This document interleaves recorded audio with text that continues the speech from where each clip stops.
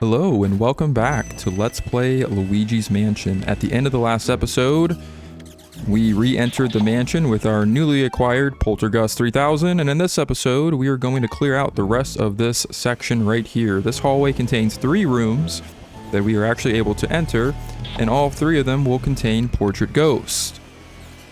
First thing to note is this door right here, as you can see, has slammed me against a wall, meaning that this door is indeed a fake door. Fake doors are easy to spot because they will not rotate or rumble if you vacuum them with the Poltergust 3000. The real doors will. But now we have entered the study, and as you can see, we have a nice little, we have some company here that is, he's kind of reading a nice little book as he's rocking on his nice little comfortable chair there.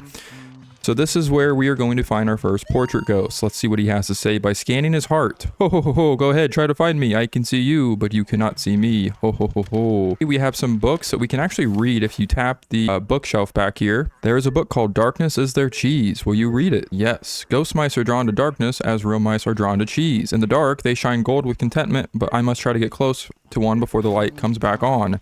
See Parmesan. I love that name. You found the Book of Pericles. Will you read it? There are spirits known as elemental ghosts. They live in the elements of fire, water, and ice that make up much of our world. To handle these elements, one must first obtain an element metal. Perhaps the elemental ghosts are only visible to the bearer of such a metal. Interesting. You found EGAD's Guide to Ghosts. Will you read it? Dear readers, we've all had trouble with ghosts who aren't easily surprised, right? They have all sorts of ways to protect themselves from light. What would you do, bright folks, when in a fix with one of these stubborn ghouls? Well, sir, a way to catch them off guard is when a ghost surprises you, it shows its heart. It's your chance to catch the bugger. I tell you, I've caught dozens of ghosts just like this. Yeah, basically stuff he's already told us. I want to skim through this real quick. Lydia's childcare diary. The twins are very shy for ghosts for their age. They've even gone and hid the key to the room far away in the mansion. How very trying. They got mad at me the other day for twirling their little toy helicopter mobile. Ghost children today, who knows what they're thinking. That's something that is kind of foreshadowing a much later section of the game. So once we get there, that'll kind of make more sense. You found Neville's Big Baby Care Diary. Will you read it? My third son is still a baby. Oddly enough, he seems to scare people in ways the other two never did. The twins now, they're afraid of fire, water, cold, and wind. Why they shake with fright. Sometimes I think they're more childlike than the boy. All right. There's a book of riddles. We'll go ahead and read this one.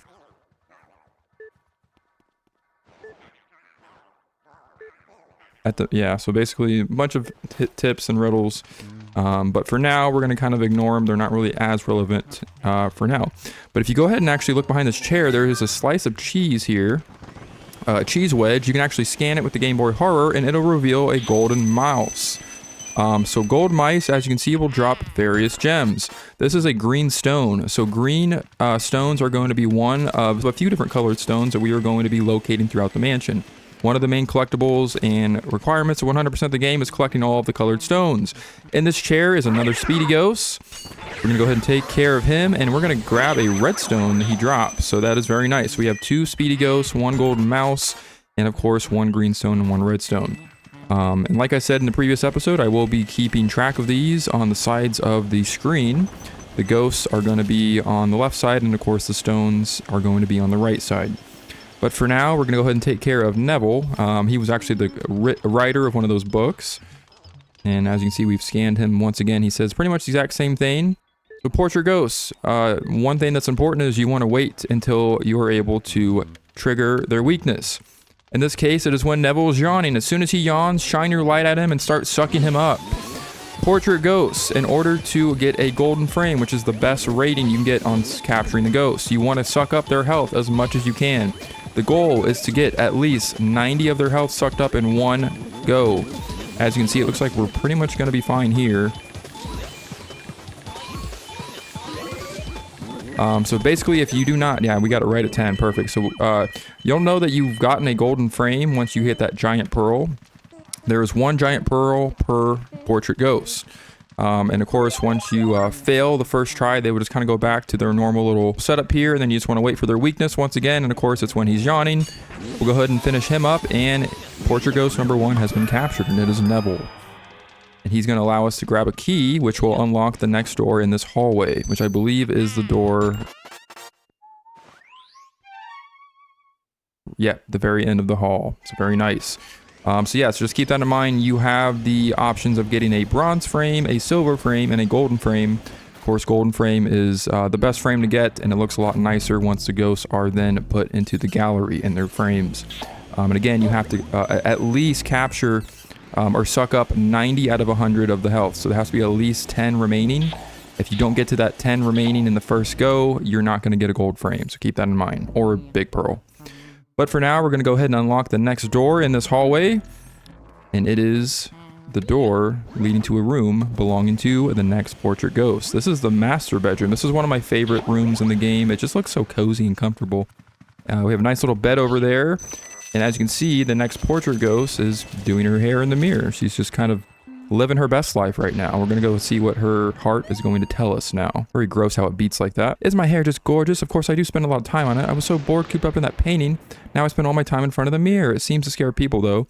So everything is coming up roses. I don't know who talks like that, but apparently it's some rich gal that's just dead doing her hair in the mirror in a nice freaking mansion. As you can see, if you open up the curtain there, the window's going to bring in a draft, which is going to trigger this woman's weakness. So this woman ghost's weakness. So that is going to be the way to capture her. And like I said, all the portrait ghosts will have a weakness of some kind. And it looks like we're going to get her in one shot. Very nice. So we have 2 golden frames. We're 2 for 2. Let's see if we can keep this record going. And I am actually planning on getting all of the golden frames for every single portrait ghost in the game. Even some of the much harder ones that are going to be coming up later on in the game. You'll kind of see what I'm talking about once we get there. But yes, I'm going for a total 100% completion in this game. We're going to be gathering all of the collectibles, but also going to be getting all golden frames on every single portrait ghost in the entire game. We want to go ahead and actually vacuum up that fan. As you can see, that ceiling fan actually contains a lot of cash in there. So definitely do not miss the opportunity to do that. And in this chest, we're going to grab another key, and that's going to send us back out to the hallway. Looks like we have another room to unlock that is just directly across from where we are, kind of catty corner. You can actually suck up bed sheets, which is kind of cool. Tablecloths and bed sheets are suckable. Sometimes there's ghosts that are hidden in there. You can actually see Toad out there on the balcony outside that window, so that's kind of cool how that kind of connects. What do we have here? Some crying noises. That's leading me to believe that we are facing a younger spirit or younger portrait ghost behind this door. Let's see what hides behind it.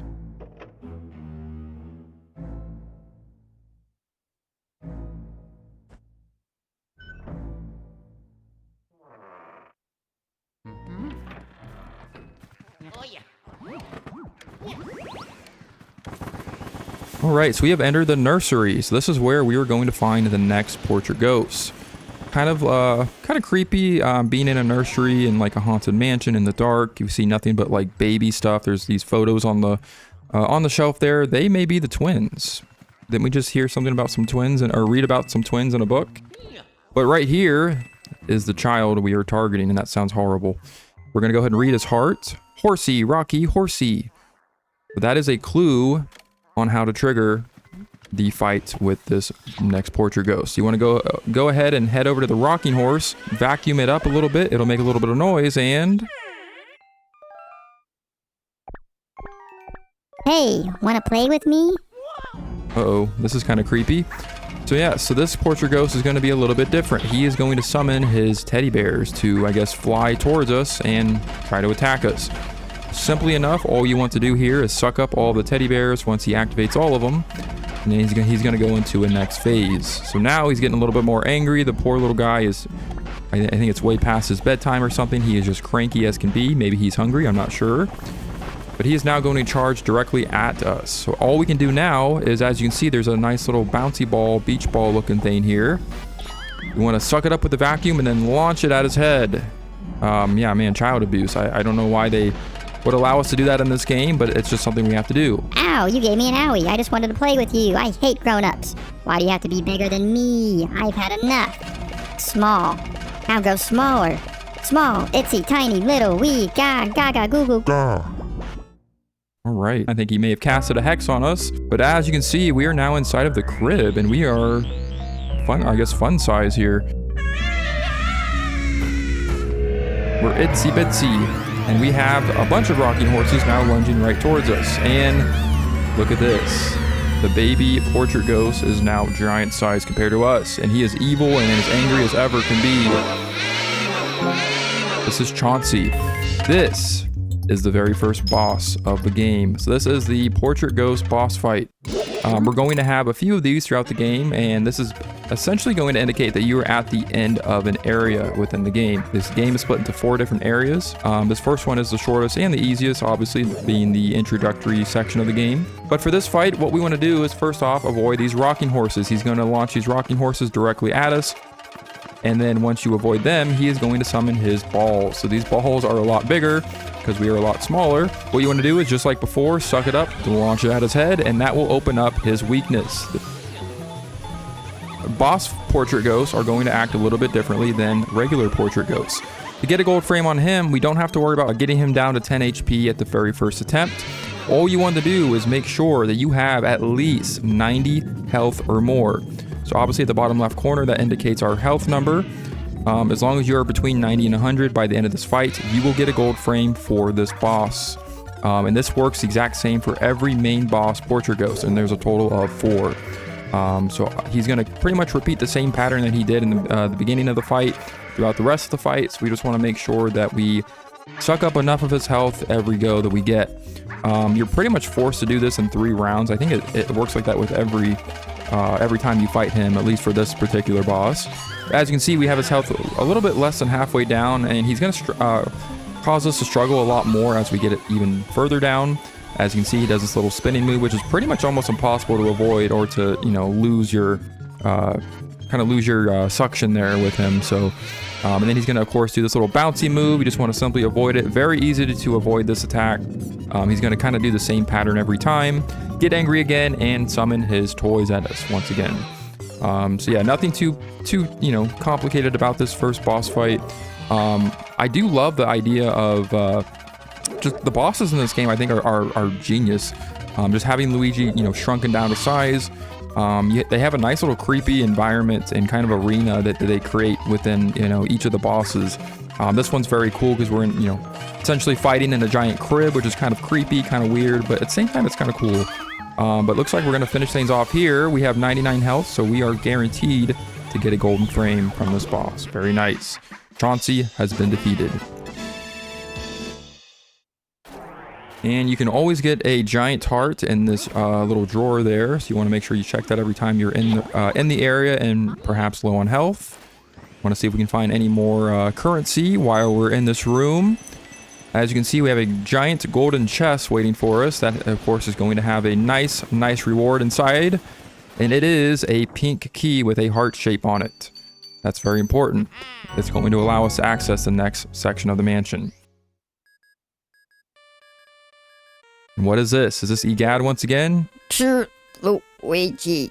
What do you have? Luigi, can you hear me?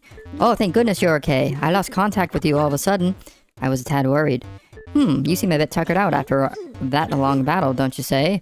Why don't you come down back to the lab? When you vacuum a boss ghost, your Poltergust 3000 gets pretty much full to bursting. But ho, I guess you showed that boss ghost who's boss. Wow, really, Egad? Killing me with the jokes here. Good job, Luigi. You made it back in one piece. Take a gander at this. This fine piece of work took nearly 20 years to develop. I call it the Ghost Portrificationizner. This machine lets us turn the ghosts you catch into paintings. Not only that, it works in reverse, too. How do we use it, you ask? Well, it's just simple. Just plug in the Poltergust 3000 in that slot and enjoy the ride, my boy. Alright, this guy is crazy. Look at this. So he has invented this fine piece of machinery, I guess over the course of 20 years. And yeah, simply enough, it's going to turn our portrait ghosts that we have contained inside of the vacuum, and it's going to essentially deposit them back into the portraits where they belong. They are simply paintings, nothing more. Ghosts are invisible, so we need to press them into visible forms. It's going to put them right back where they belong. And presto, turn them into beautiful ghost portraits. Very nice. They are very, very gorgeous portraits now that are simply only going to have one purpose, and that's to be admired from afar. Well, we managed to turn those ghosts back into paintings. Thanks for your help, Luigi. Very nice. So that clears the first section of the game, Area 1. We have caught Neville, golden frame. Lydia, golden frame. And Chauncey, golden frame. Very, very freaking nice. First 3 portrait ghosts done. Several more to go. This is just the beginning. This is going to give you kind of a rundown and summary of your total in currency. As you can see, we don't really have a lot to put on the board here. We have a few golden coins, of course, some dollar bills, and we have our first green and red stones. The pearls are also going to be factored into the total, so it's very important that you get that you take down the portrait ghosts as much as you can in the first go to get as many pearls as possible. Our total is now sitting at just under 7.5 million Gs. So yes, so our goal number we want to get for the best rank in this game is 100,000, or is 100 million Gs. So we are pretty far away, but that's going to do it for Area 1. So now it's time to head back over to the gallery again. So I kind of want to show off what these portrait ghosts look like in their portraits. As you can see, Neville here is, if I can get a good view on this, kind of sitting pretty right there. He's looking pretty nice in his golden portrait frame, in his golden portrait. We have Lydia on the complete opposite side here. She's, of course, doing her hair, what she's well known for doing in her spare time. And, of course, we have little Chauncey, looking as cute as ever in his portrait as well. It's funny enough because he's actually number 4, even though that's only the 3rd portrait ghost that we have captured. So number 3, I guess, will be filled by a different portrait ghost. But that's going to be it for this. So we're going to go ahead and head back to the laboratory. And that's actually going to do it for this episode and for Area 1. So next time on Let's Play Luigi's Mansion, we are going to be starting up Area 2, taking on the next section of the mansion where we will have plenty of other ghosts left to capture.